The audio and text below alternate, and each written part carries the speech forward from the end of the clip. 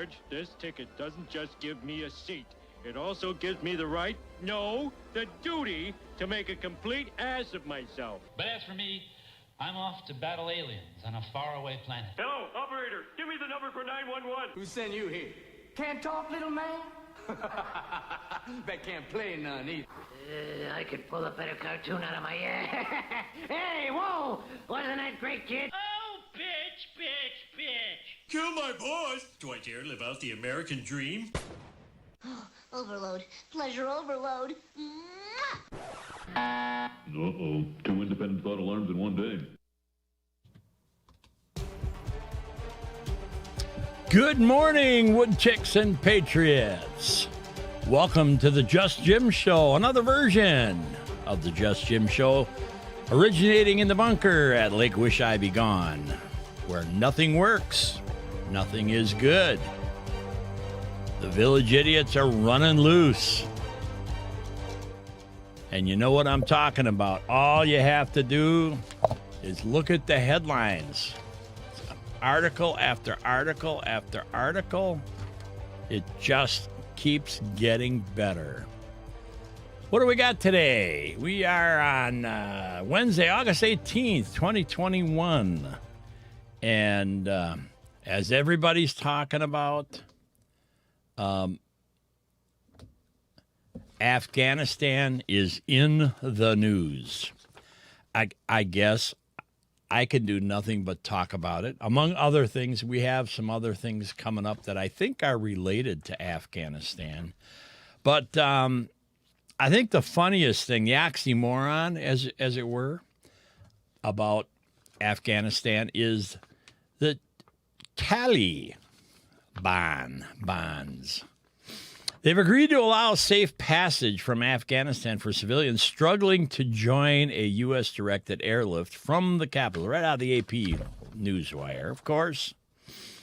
And, of course, President Joe Biden's national security advisor said, although a timetable for completing the evacuation of Americans, Afghan allies, and others has yet to be worked out with the country's new rulers, which leads to, the White House said, which leads to other stories here. The White House said 13 flights Tuesday airlifted 1,100 U.S. citizens, permanent residents, and their families from Kabul airport, adding that the pace was expected to pick up on Wednesday, today, and throughout the week. The State Department said it was sending John Bass, a former ambassador of Afghanistan, to manage the evacuation operation in Kabul, and the Pentagon said it will send Army Major General Christopher Donahue, a special operations officer and current commander of the 82nd Airborne Division, to take command of the airport's security operations. Now, what do we have? 4,000 troops, I believe, were, as of yesterday, I think 4,000 troops were in the airport. And they were talking about one flight an hour coming and going from the airport. Now, there's pictures running all over social media that show the airplanes seats have been taken out so that people can sit on the floor, stand, whatever they're doing, to get out of Afghanistan. And these stories just keep following and following and following each other, of which 3 states will be directly connected to the quote-unquote refugees that are leaving Afghanistan. It's funny that all the observers say that very large numbers were reaching the airport, and the problem of others was being taken up with the Taliban, whose stunningly swift takeover of the country on Sunday plunged the U.S. evacuation effort into chaos. Now, maybe some evacuation efforts were taking place Sunday, but I don't believe that of course, I was out of town in a pool tournament. I do not know what was on the news. I don't listen to the news when I go away from the desk. Maybe there were some evacuation operations taking place on Sunday, but they weren't highly advertised. And with that, Biden said he wants evacuation completed by August 31st. Sullivan declined to say whether that deadline would hold or not. Now, that said, the Taliban, has said that they will give efforts, whomever, and where are our allies? Do we not have any allies in the world? If we can only do one flight an hour, Gazinta Gazauta, and nobody else in the world has military planes that can transport troops or civilians or helpers or friends, where the hell are they? Huh?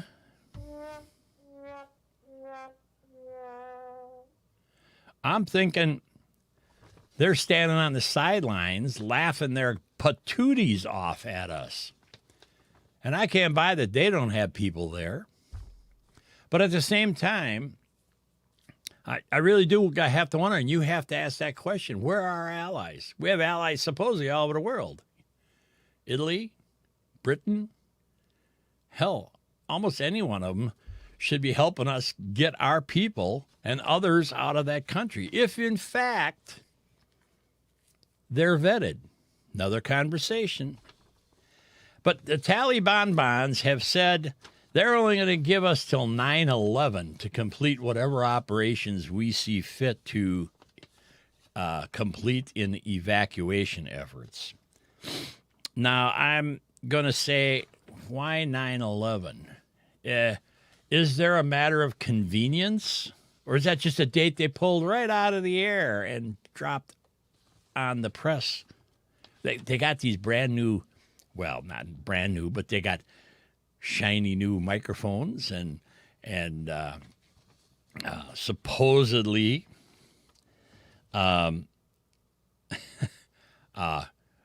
comfy chairs to sit in now. I don't know why they're just not sitting on pillows in the corner in some hut somewhere. And old Mackenzi said,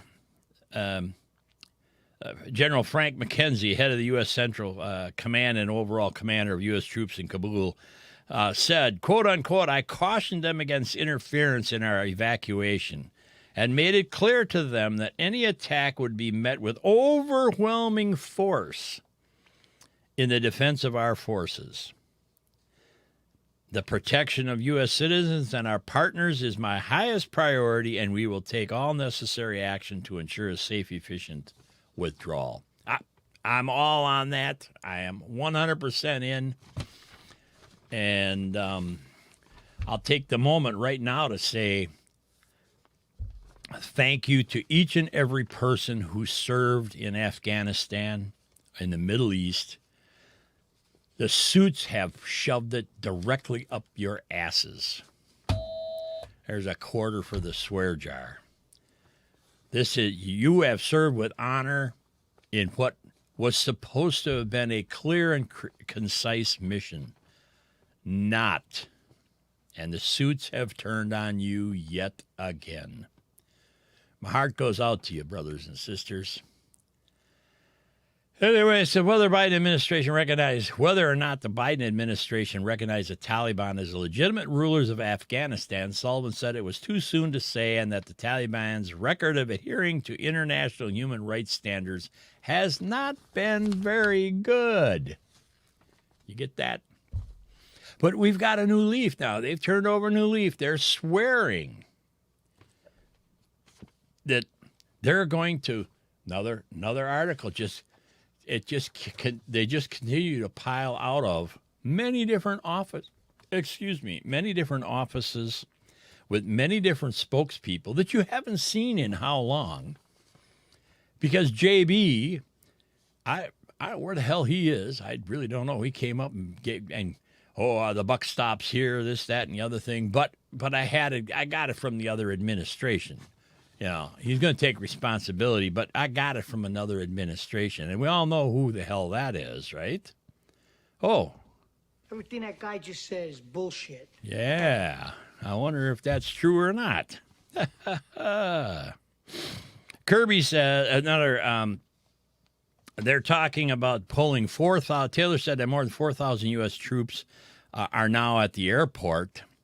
And the number is expected to top 6,000 in the coming days while they try and evacuate 5,000 to 9,000 evacuees per day. Again, where are our allies? Where all I'm seeing is U.S. Air Force transports coming and going. I haven't seen a lineup, a little circling lineup of allied air transport people coming into Kabul. Thinking they don't want to go anywhere near it. So much for being allies, right? Kirby said the commanders at the airport are in direct communication with Taliban commanders outside to avoid security issues or incidents. What could possibly be a security incident? I'm wondering. Could it be people clinging to airplanes, getting stuck inside of landing gears that or falling off of planes because they want to leave and they can't get in this one, not knowing that there are other airplanes supposedly coming, like once every hour? I'm not sure why. He said there have been no hostile actions by the Taliban and that several hundred members of the now defunct Afghan army were at the airport assisting in evacuation. The now defunct Afghan army. If that doesn't make your blood boil from many, many different perspectives, and not saying anything against Afghan citizens who may or may not have had legitimate reasons to be in the army to help us, but the vast majority, I just saw a AP photo. Where was it? If I got it here or not. That showed, I didn't print it out. That showed citizens, big smiles on their faces, men only, because you can't see faces of the women, but they are swearing. The Taliban is swearing that they're going to respect women's rights and shun extremism. Another article. Kirby said in a television interview that plans were being made to house 22,000 evacuated Afghans and their families at 3 U.S. Army installations in the continental United States. That's here. And when I say here, it's a little closer than you may think. Those locations are Camp McCoy in Wisconsin, Fort Bliss in Texas, and Fort Lee in Virginia. Now, I'm surprised that Florida didn't show up on that list. And the reason I say that is, where are some of the largest anti-government, freedom-loving Americans constantly in the news? Wisconsin, Texas, and Florida. Virginia ain't far behind. But guess what? Camp McCoy, Wisconsin is not real far from Lake Wish I Be Gone. And I'm going to tell you, you got all these bleeding heart liberals standing on the sidelines talking about, we got to have compassion. We got to have compassion for our allies and this, that, and the other thing. Let me go back 5 seconds ago, when I said, where the hell are our allies with their airplanes and their Air Force? They're not there pulling anybody out of that country. Not our troops, not our civilians, not our ambassadors, nothing. There's nobody there except U.S. planes. And if you're listening, D.C., maybe you ought to make a couple calls to our allies and say, get your asses over there, even if we have to pay for the fuel. They're just more planes. get people out. Now, they're talking 80,000 people they want to pull out of there. And they're only predicting 22,000 evacuees. Well, maybe with their families, it might be more than that. But they're only predicting 22,000 friends that they're going to bring in and drop in 3 places. So 7,000 people at these 3 locations, if you just round the numbers out. And I'm going to tell you, I don't trust our government at this moment. Oh, there you go. I'm one of those terrorists. Not a terrorist. I don't trust. Actions speak louder than words. And we talk about, even in the article, they talk about the Taliban's track record. It hasn't been real good. And right now, our commander-in-chief has only proven that his 50 years in public service is just a continuation of debacles. He's never called it right in 50 years. This is another one of those times. I'm only preaching to the choir. People who listen to my show, I'll guarantee you, they're patriots, they're conservatives. Because I tell the wood ticks, just don't bother listening. You ain't going to like it anyway. But I'm going to tell you that there's no reason that all of this, I tell you, government officials from all over the place are lining up. And I made a post yesterday that is the prime example of where I come from because of why I feel the way I do and where I come from. If you'll remember back to the Enron fiasco, where hundreds of millions of dollars were bilked out of the stock market by a couple of bozos. You remember when the story originally hit, there were, I can't tell you, maybe 15 major corporations who had invested in this Enron scam. Yeah, we're going to bring it up because it's history. We don't have a statue to tear down, but it's history. And Merrill Lynch, Shell Oil, the list goes on and on of major corporations who had stuck money into Enron, including the Teamsters, millions of dollars in retirement money shoved into Enron by however means it got there. It got there. And once the story hit and the State Department decided that there was fiasco going on there, instead of halting this, that, or the other thing, these major corporations, we're talking top 50 corporations, major unions, got together with the man behind the curtain, and they decided that they were going to share the wealth in a negative manner, that they were going to absorb equally, or as close to equal as they could, their investment losses.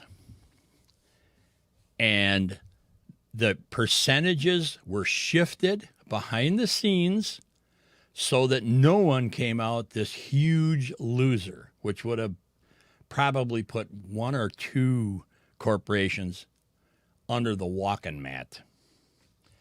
So everybody just absorbed the losses equally. Merrill Lynch, I was one of the bigger ones. And I don't know if you people ever remember that or not, but that's what happens. Everybody gets together, makes the conference calls, and they get their story lined up. Okay, you do this, I'll do this, and I'll do that, and it will just equalize the negativity of it all within our organizations, and we'll work towards a better tomorrow instead of one of us going belly up. Anyways, the same thing is happening with this political debacle. You've got Ned Price coming out of the State Department. You've got brain fart. The NATO hotshots. They're all saying the same thing. It was nobody's fault. The Afghan government it was all their fault. We didn't do anything. So let's just blame the Afghan government. They were spineless. They were this. They were that. Whoa, let's talk about spineless, huh? Uh-huh. Everybody wants a legacy. I'm thinking there are very few people who want to own up to this legacy. The U.S. said Monday it would only recognize the Taliban government in Afghanistan if it respects the rights of women. Now, this is coming right out of the White House. Ned Price. And shuns extremist movements such as Al-Qaeda. Are you people woke yet? Do you get it? Ultimately, when it comes to our posture towards any future government in Afghanistan, it will depend upon the actions of that government. It will not depend on actions of the Taliban, Ned Price told reporters when asked about recognition. Well, the qualifying factor in the recognition is Sharia law. You ever read the Quran? Do you understand what Sharia law says about women and children?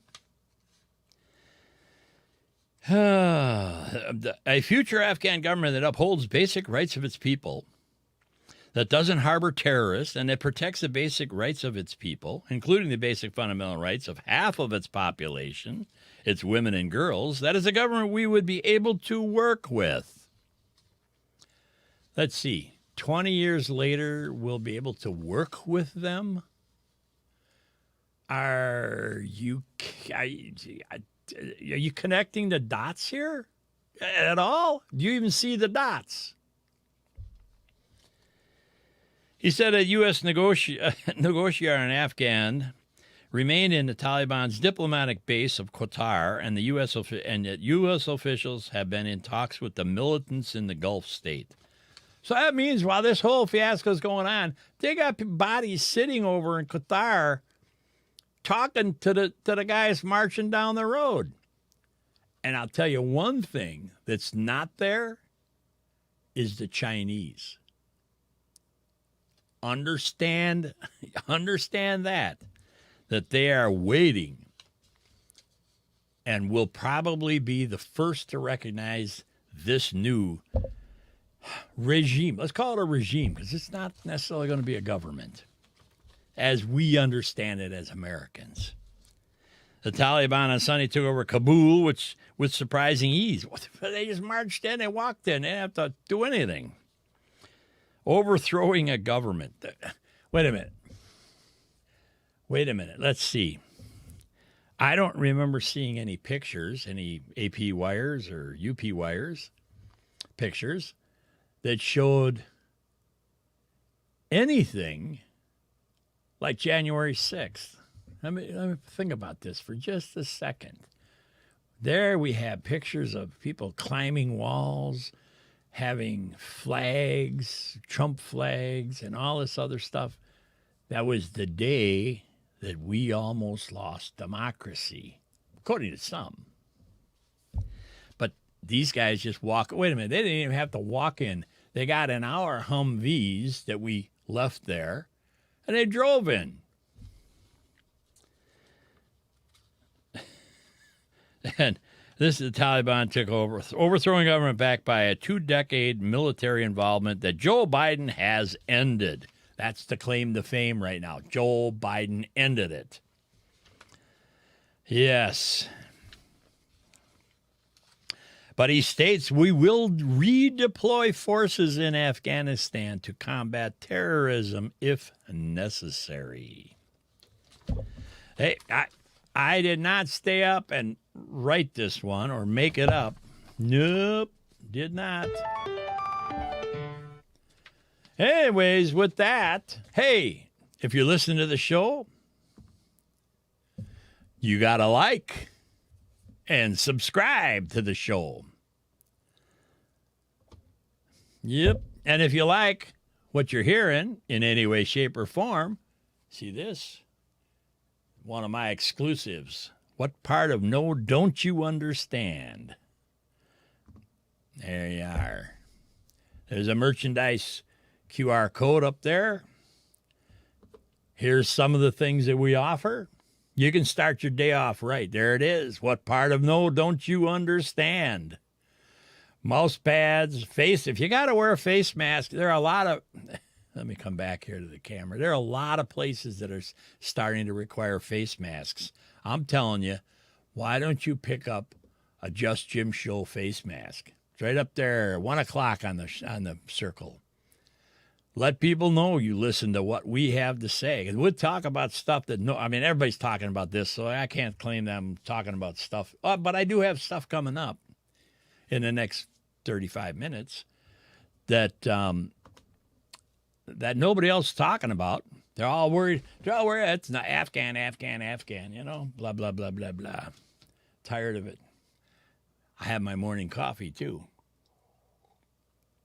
Scoot on over to the JustJimShow.com. Like and subscribe over on YouTube to Dose of Reality TV. That's where we're under, because we do give you a dose of reality.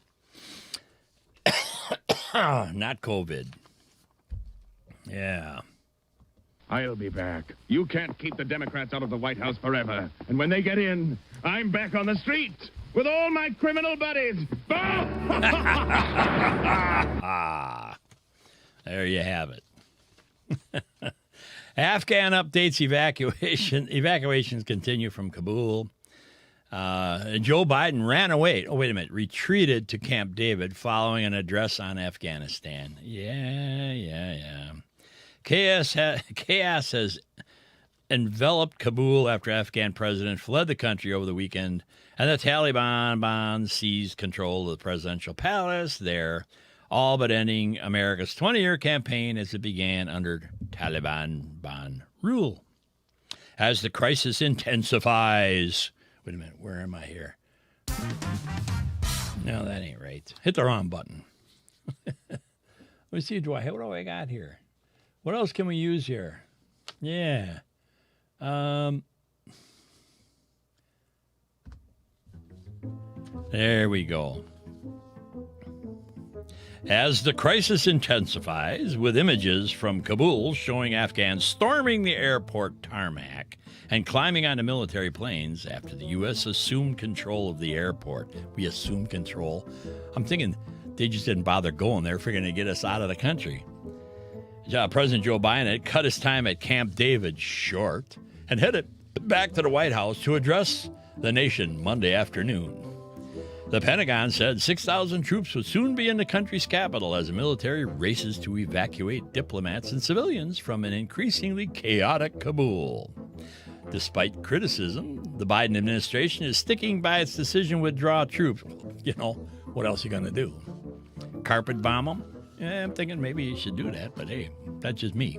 One man's opinion. One man's opinion, one man's vote.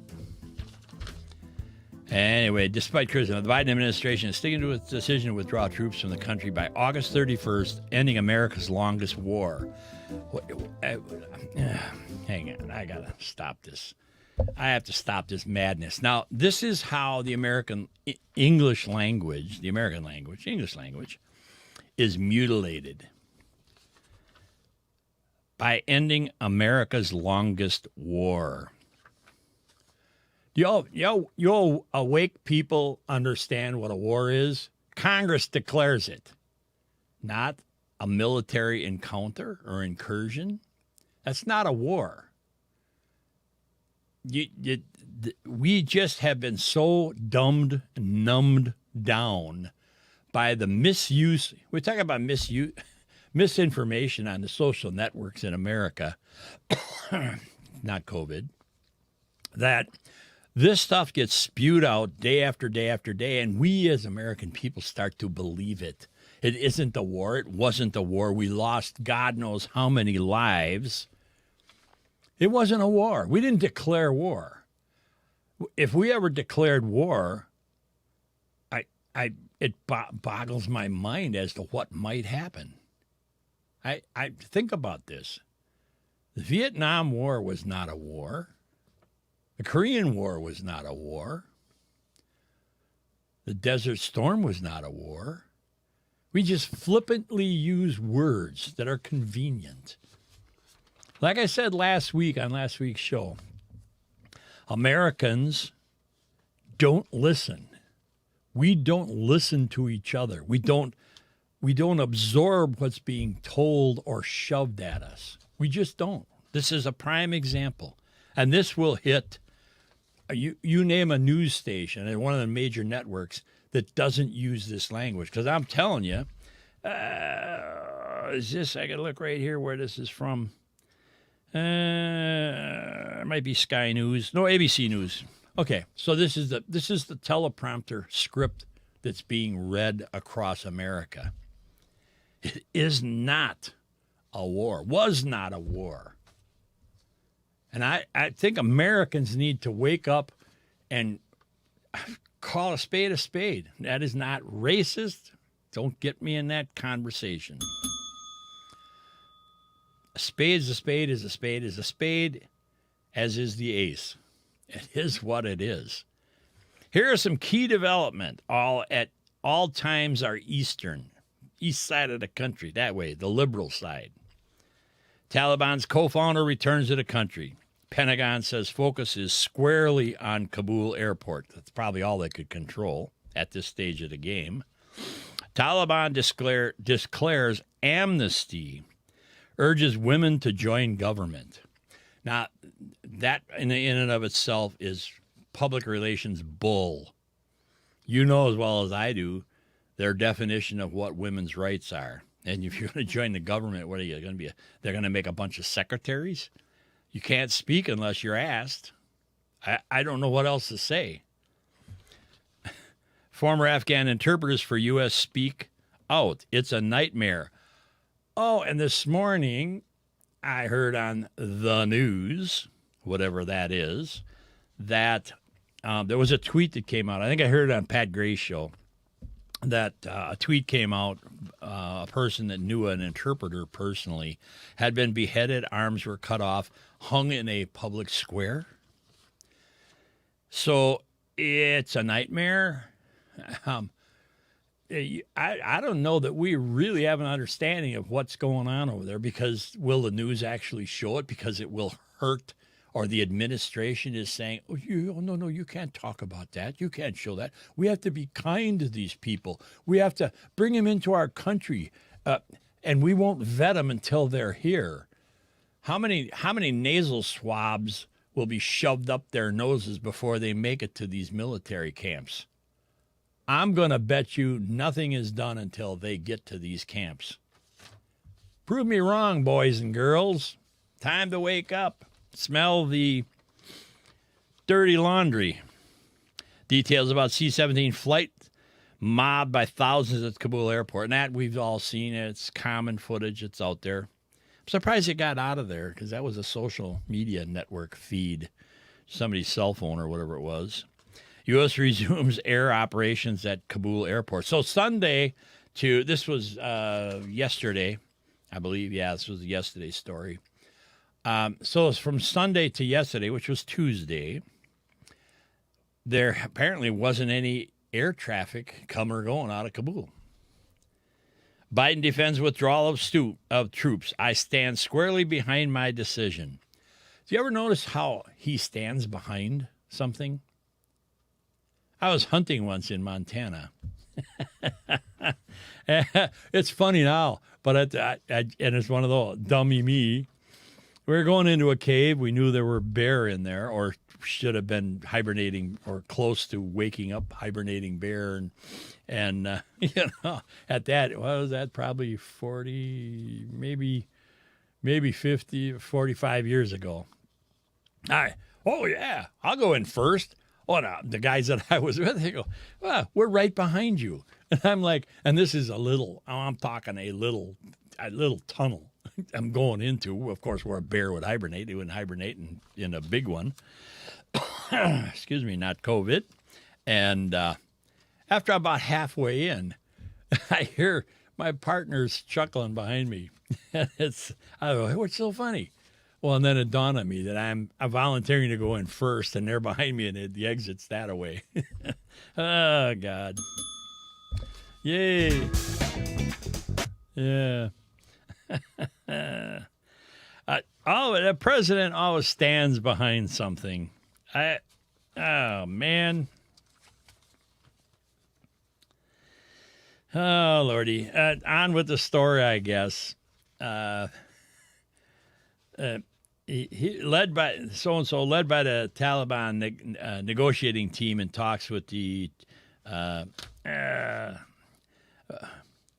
Barandar led the Taliban negotiating team in talks with Trump administration securing a U.S. military withdrawal and the release of thousands of Taliban prisoners. Now, did you see that footage where all these guys were let loose? They're carrying mattresses and rugs out of the prison.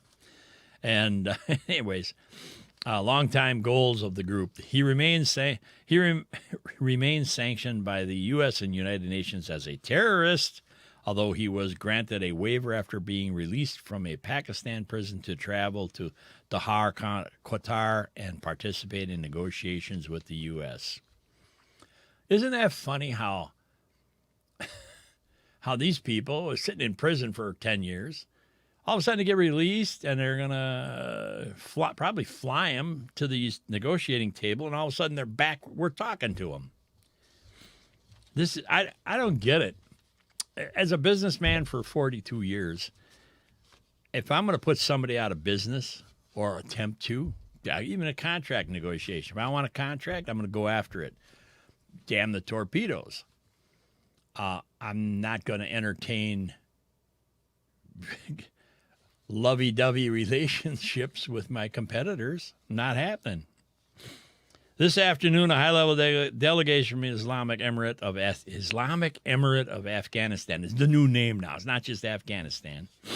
Headed by Mullah Barada Akhund, left Qatar and arrived in our beloved country this afternoon and landed at Kandahar's airport. A spokesman for the Taliban said on Twitter. Isn't that funny how Twitter, social media networks have and continue to relieve the presence of conservative voices from their midst? That's all I don't know how else to say it. They cancel conservative voices. But Twitter is going to allow this yabba-dabba-doo to maintain an account on their platform. It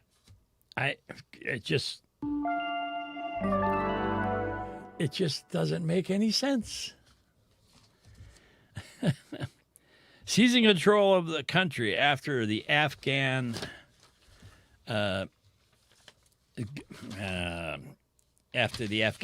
government left.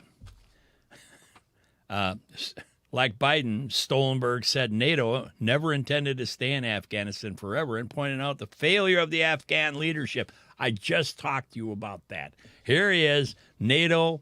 I don't remember seeing NATO forces there at all. Do you? Maybe they were. I just wasn't seeing it. But where the hell are NATO airplanes? Getting our people, our allies out of there.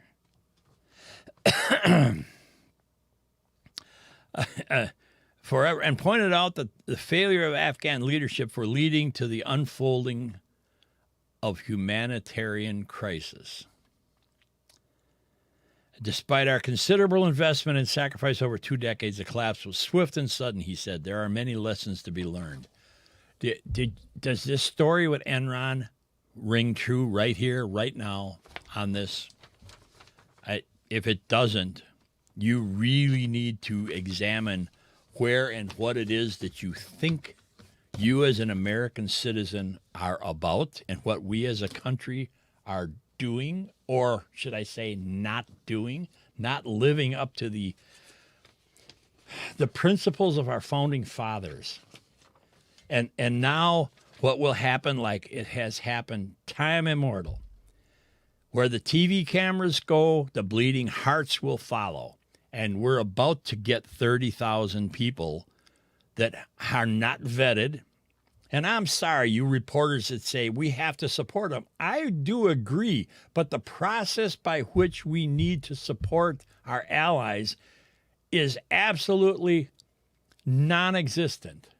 There is no process. It's only locking the barn doors after the horses have left.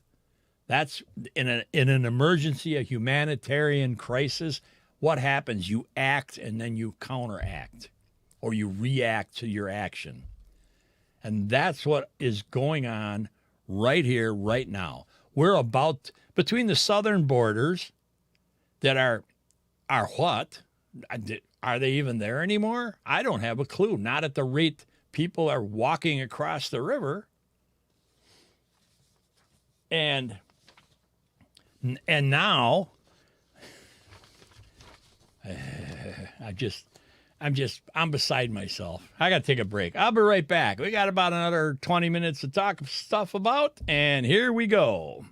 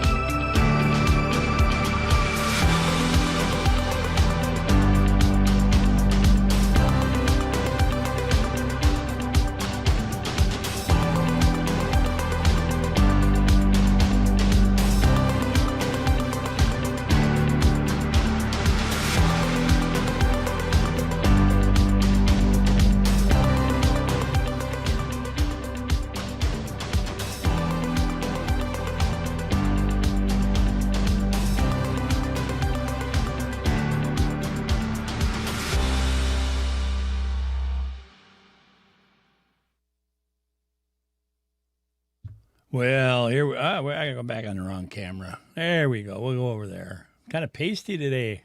I don't know what the hell's going on with my cameras. We got cameras all over the place today. Yeah, you like to see my studio? What a mess it is. See all this stuff? I've been told by I can't tell you how many people.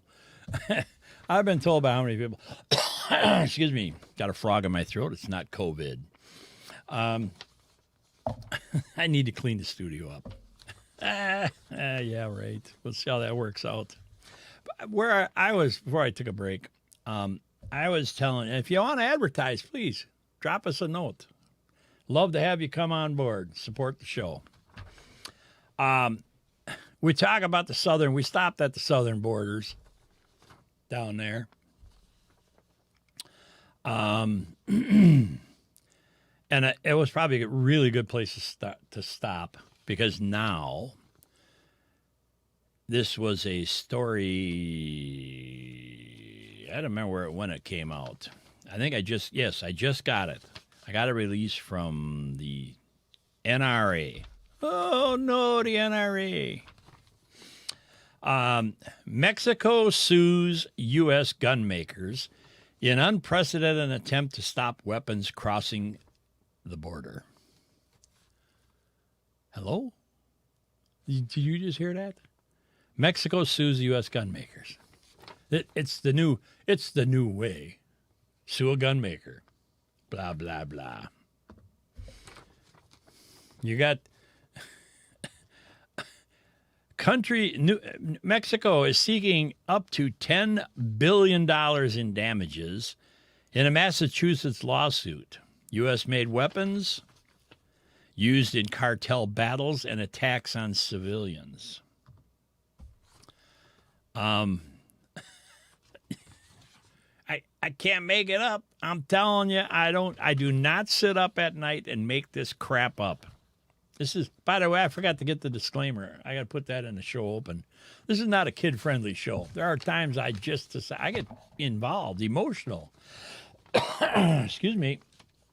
The Mexican government has launched legal action against U.S. gunmaker in an unprecedented attempt to halt the flow of guns across the border, where U.S. weapons are routinely used in cartel gun battles, terror attacks on civilians, and increasingly to challenge the state itself. The Mexican government is suing 6 gun manufacturers in Massachusetts court, alleging negligence in their failure to control their distributors and arguing that the illegal market in Mexico has been their economic lifeblood. Their illegal actions. You get that? The words, even the words in this article, admit that the government of Mexico cannot control what is going on because it's illegal. So there's a law there that says it's illegal. Just like everywhere else in the United States, there's laws that say what you can and can't do. They're culpable. The country supplying the guns that kill Mexican journalists, announcing the suit on Wednesday. The foreign minister, Marcelo Ebrard, alleged that units of Smith & Wesson, Barrett Firearms, Colts Manufacturing, Glock, and Ruger have catered to the tastes and needs of the Mexican cartels and depend on illegal Mexican sales to boost their bottom lines. The lawsuit alleges that that gun companies openly pandered to Mexican criminals, citing Colt's Special Edition 38 Special, engraved with an image of the Mexican revolutionary Emiliano Zapata. One such weapon was used in a 2017 murder of a journalist who investigated links between politicians and organized crime and was shot dead while taking her son to school. Now, my heart goes out. Excuse me. I need more coffee. That's good in the Just Jim cup. Maybe you ought to get one. We're going to litigate in all seriousness, and we're going to win at trial, and we're going to drastically reduce the illegal weapons trafficking in Mexico, which cannot remain unpunished with respect to those who produce, promote, and encourage this trafficking from the United States. The story goes on. It's a couple of pages long. And this has been tried how many times? It's just an onslaught of manufacturing lawsuits. And I continue to say, why on God's green earth, and that's the whole globe, why on God's green earth does the Mexican government and everybody else who's bleeding heart liberal not sue Goodyear, B.F. Goodrich, Firestone, for making tires that enable a car to get from point A to point B to commit the crimes? They're just as culpable as the gun manufacturers in this mental train of thought. And the key word there is mental. So the article goes on and on and on. And after that came in, we have I need to get a copy stand here. Here's something from the NRAILA. And I have another article here, but I don't know if I found it. But Biden came into office, as did Pelosi, Schumer. I have trouble with their names. Camel Toe Harris. The rest, I really do have trouble remembering their names. Anyway, he came into office demanding national gun registration, national gun ownership licensing, a sweeping ban of semi-automatic firearms, and a nationwide gun confiscation. And on the other side, on the inside, they give a list of all of the things that are going on. And I'm telling you, there are a lot. At times, the NRA becomes an extremely controversial subject, from members to non-members, or non-members to members, about the singularity in their mission statement and their work. And I know a couple candidates that, and here's something that I have a problem with within the NRA. And yes, I am a member. I'll say that right up front. I've spent a lot of time trying to promote the NRA. And there are grassroots organizations, and you all listeners should get to know some of your local people from the NRA, because the ILA is their legislative branch, and there are things happening. You might find nice rallies floating around. Where I was going here. Obviously, it's money-based, but the NRA, and here, the example I was going to give was, I know of a candidate, one specifically, that was running for a state Senate seat in Wisconsin, and I'll say her name, Kim Simak, in the northern part of Wisconsin. She was running against Jim Holprin, and Jim was one of the most anti-gun sons of bitches, there it is, a quarter, that I've ever met, or not met. His track record says exactly that he's a lying, cheating, manipulative politician. There, I've said it. You want to come get me? Come get me. During his election campaign that he did defeat Kim, he, you see the color here? It's orange.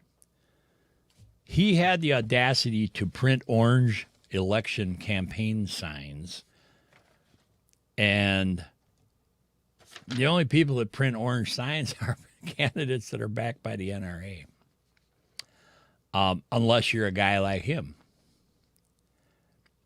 And I had a personal run-in with one of my companies regarding email communications and the ability to acquire those email communications through an FOIA, Freedom of Information Act request. Anyways, this long story short of this story, and if you're listening, anybody out in Fairfax, Virginia, Kim Simak has written and published a couple of books. I'll give you a plug here, Kim, free of charge. I hope you sell some books, too, that were being sold by the NRA because they were pro-gun.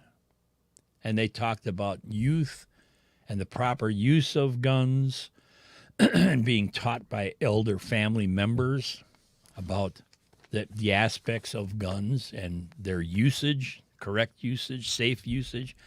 Hell, I've taught Wisconsin hunter safety, and there's another. I may do a segment on that whole system that is now nationwide, because I'm pretty proud of it, because it came from Wisconsin. You're going to get the drift that Lake Wish I Be Gone is in Wisconsin. So is the bunker. Anyway, I'm running a little short on time here today, but that's okay. We'll talk about it on the next show. But I'm going to tell you that Kim and her entire family, Butch, God rest his soul, were life members. I believe her son is a sheriff up in wherever it is. I can't remember, but I think he was. And because she did not have a voting record, the NRA would not back her or give her a rating as a potential candidate. Well, and I voiced my opinion to the people that I knew in the organization, stating exactly this. That's about as ludicrous of a position as one could take, simply because that person never held office, never voted on a thing, but was a life member or higher in an organization, and paperwork was published. They carried a book, sold books for her that wouldn't give her backing. So we could have those discussions about right, wrong, in between, however it works itself out. But I'm telling you, there are very few people who are so singular in their position. It has to do with guns and keeping legislation out of the books that will take guns away from citizens. Here's a little thing that hit the social media networks the other day. New York State Attorney General. Oh, wait a minute. This is the person who's taken over for who? Kumo? Letitia James is holding a community gun buyback event this Saturday. You bring an assault rifle, you get $250. You bring a handgun, you get $1.50. Rifle, shotgun, $75. Non-working or antique gun, $25. The gun may be worth $100,000, but I'll give you $25. I'll up the ante. I'll give you $25.50. Bring it here. When and where? Saturday, August 21st, 2021, 10 a.m. to 1 p.m. Utica Recreation Center, 220 Memorial Parkway, Utica, New York. I tell you, people in New York got to wake up. Quit being sheep. This is anywhere in the country. This stuff's got to stop. Do I have to have a license to bring a gun in? No, just bring it in. We'll throw it in the pile. Yeah, not. And we're going to close. I got about 4 minutes here. See if I can get through this thing. I'm going to close today with a little humor. Yes, where's my nobody gives a poop? Where is it? Right there. There it is. From the No One Gives a Rainbow Unicorn Poop About file on the Just Jim Show. Here we have Nancy Pelosi was visiting a primary school in Tampa and visited a grade school 4 class. They were in the middle of a discussion relating to words and their meanings, which I talk about. The teacher asked Mrs. Pelosi if she would like to lead a discussion on the word tragedy. So our illustrious Democrat asked the class for an example of a tragedy. I think we need some music underneath this. Yeah, here we go. There we go. That's much better.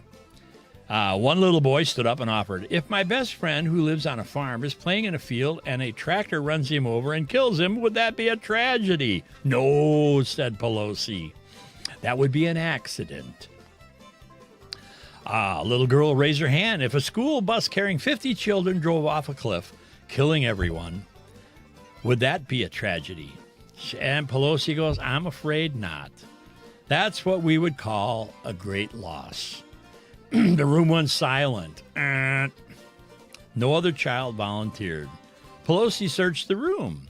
Isn't there someone here who can give me an example of a tragedy? Finally, at the back of the room, little Johnny raised his hand. The teacher held her breath. In a quiet voice, he said, if the plane carrying you was struck by friendly fire missile and blown into smithereens, would that be a tragedy? Fantastic, claimed Pelosi. That's right. And can you tell me why that would be a tragedy? Well, says Johnny, it has to be a tragedy because it sure as hell wouldn't be a great loss. And you can bet your sweet ass it wouldn't be an accident either. And the teacher left the room. Yeah. There you go. And with that, I will close with the video, God Made a Patriot video by Fred Thompson. He narrated it, gave us permission to air it and share it with our friends. And if you're not a friend, excuse me, not COVID. If you're not a friend, turn the thing off. You don't need to see this. Don't forget, like and subscribe to our channel, to the show, the Just Jim Show. If you can, pick up some merchandise. It'll help the show get down the road. And with that, you can do a quickie. There's a QR. No, that's a QR code over there. If you got something to tell us, you can send it in to the news at thejustjimshow.com. And with that, I'll bid you adieu until the next show. God bless, be safe, and take care of each other. That's the big thing right now. Wake up, take care of each other, your fellow citizens. Till next time.